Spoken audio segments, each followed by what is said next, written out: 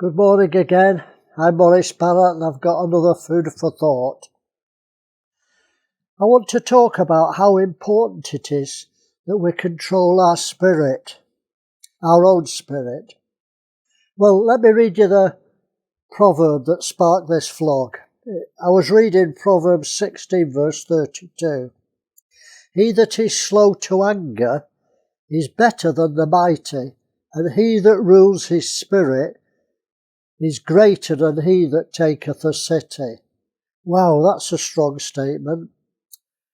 And that's how difficult it is. It's easier to take a city than to control your own spirit. You know, our tongue reveals our spirit. It comes from our hearts. When I get angry and then I say later, I don't know what came over me, I've no excuse. If I say I didn't mean it, you did mean it at that moment because it came out of your mouth from your heart. So our tongue reveals our spirits, and it's it's impossible to be perfect in words. Let me quote from James 3. This is what James says: "For in many things we offend all. If any man offend not in word, the same is a perfect man, and able to bridle the whole body. And the tongue is a fire, a world of iniquity.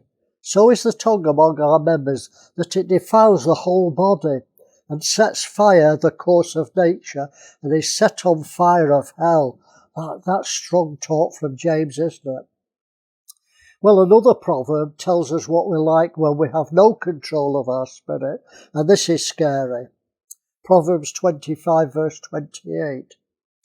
He that hath no rule over his own spirit is like a city that's broken down and without walls. Wow.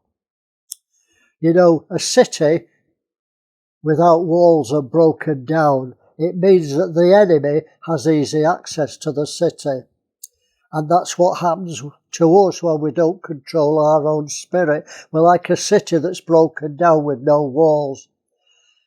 And we allow a spirit to invade our body. I'm not talking about possession. I'm not talking about a demon. A spirit to influence us. The spirit of fear, that comes on us when we hear bad news. The spirit of anger. Many people say, I don't know what came over me.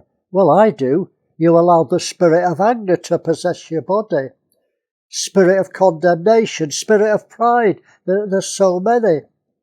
Well, let me read you some scriptures that talk about these spirits that invade us if we're not in control.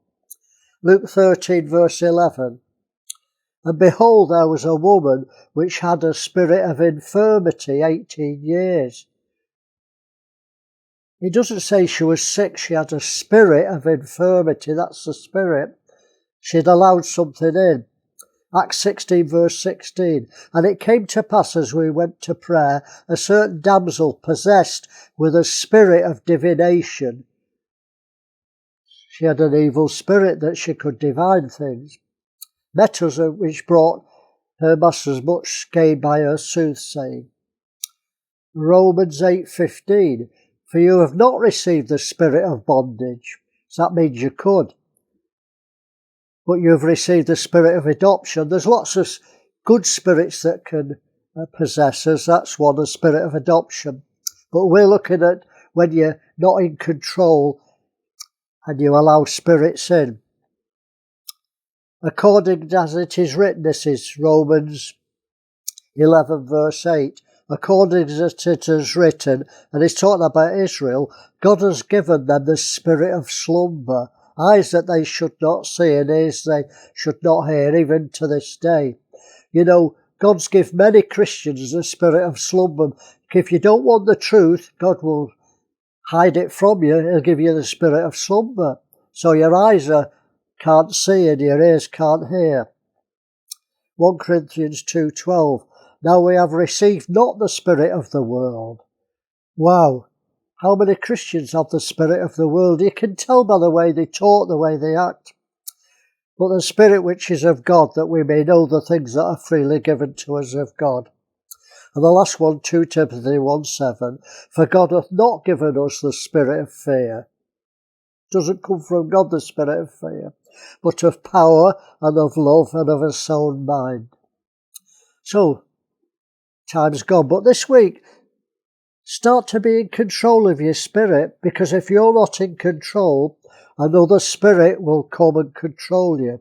And that's scary. So, have a blessed week. Stay in control of your spirit and keep thinking.